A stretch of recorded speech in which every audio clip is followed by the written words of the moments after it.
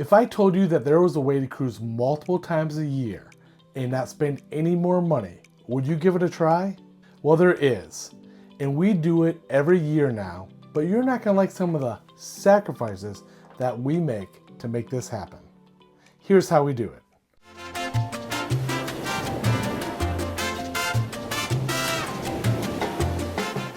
This first sacrifice we make isn't really that much of a sacrifice for us because we don't drink, smoke, or gamble. Okay, I might buy some lottery tickets when the Powerball gets really high and spend about 20 bucks a year.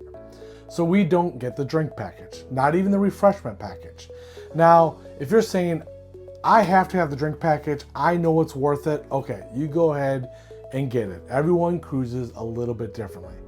But if you want to cruise multiple times a year and you just love it the way I love it and my wife and family love it, this might be something that you might consider giving up. And there's ways that you can still enjoy yourselves. For instance, you can bring your 2 free bottles of wine on the cruise. But not being able to cruise another time throughout the year just because of the drink package, that would be the case if you were on our upcoming 7-night Freedom of the Seas cruise, where my family and I, so family of 4, will be cruising for a total of $1,650. The drink package on that, it is $82 a day per person. Now, that doesn't include gratuities, of course. So when you figure in the gratuities, that comes to $1,354. My wife and I have a November cruise booked, right? 4-night on Utopia of the Seas. That cruise, not including gratuities, is only $1,025. So if you were on the same cruises that we were on and you just didn't get the drink package, you would literally have enough money to pay for another cruise. So consider bringing on a 12-pack of soda or 12-pack of your favorite drinks plus 2 bottles of wine, or maybe downgrading to refreshment and saving some money.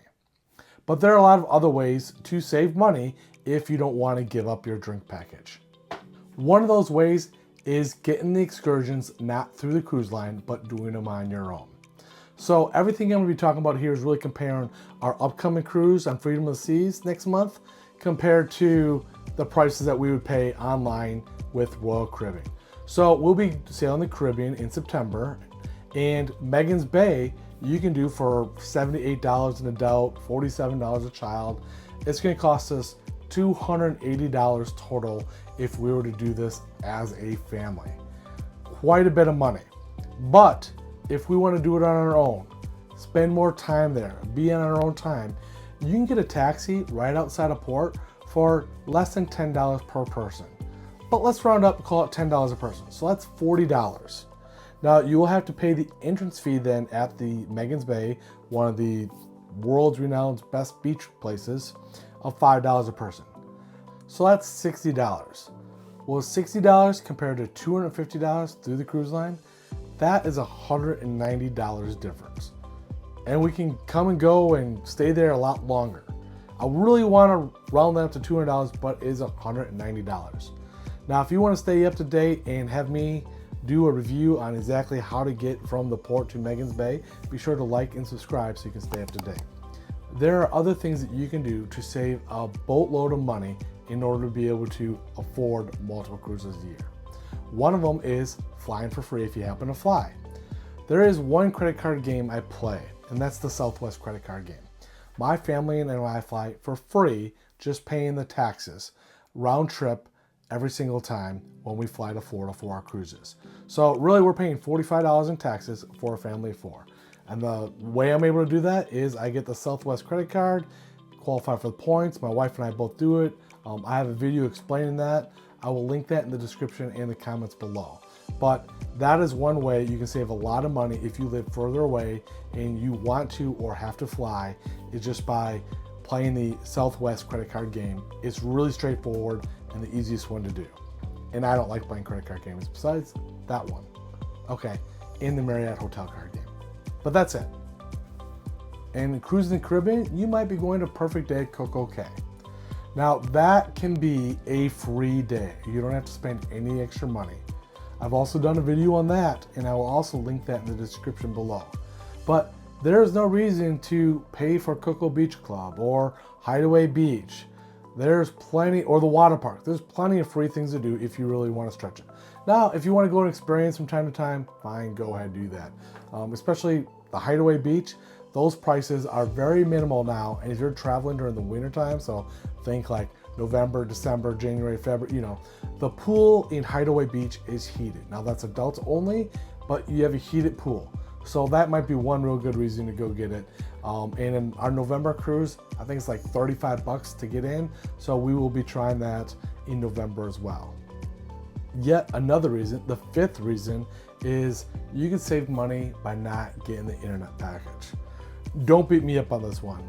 I'm guilty, my wife is guilty of getting the internet package. Sometimes when you're not cruising with your kids or you get elderly parents back home, you have to be connected. The upcoming cruise here, we don't have to get the internet package, primarily because we have Diamond status, which gives us 1 free day of internet each day. So I'm gonna get a day, my wife's gonna get a day, and each of our kids. So we'll sporadically use those over the course of 7 nights. And if for some reason we need to get 1 more day of internet or 2 more days, that's only gonna cost us onboard rates of probably $25 to $30 a day. So we might spend $50 or $60, but let's be real. If you get on a ship on Sunday, you're not gonna really need it until your phone probably until check until Monday afternoon, but that's us. Now, while you might have to get the internet and you wanna beat me up, I need the internet, this next one, you are really not gonna like either. And that is, you can save a bunch of money by booking an inside cabin. There's multiple reasons to book an inside cabin, and just one of them, of course, is because of the amount of money you save. Now, if you've never cruised before, definitely splurge and get the balcony. But when you can save several $100s and be like, hey, I can save all this money and put this towards yet another cruise during the year, what's worth it? You have to ask yourself that. Everyone's a little bit different. So we almost exclusively cruise on inside cabins unless a balcony is just gonna be a little bit more money. And when I say a little bit more money, I'm talking like a couple $100s more over the course of a full week. And one reason why we get such good rates on our inside cabin is because we use a travel agent and we don't book direct. So watch this video right here and learn how we save all that money and why you should not book direct, but book with a travel agent. This is Brian, Tips for Cruisers. Be sure to like, subscribe, so you can stay up to date with some more helpful tips. We'll see you over in this video here.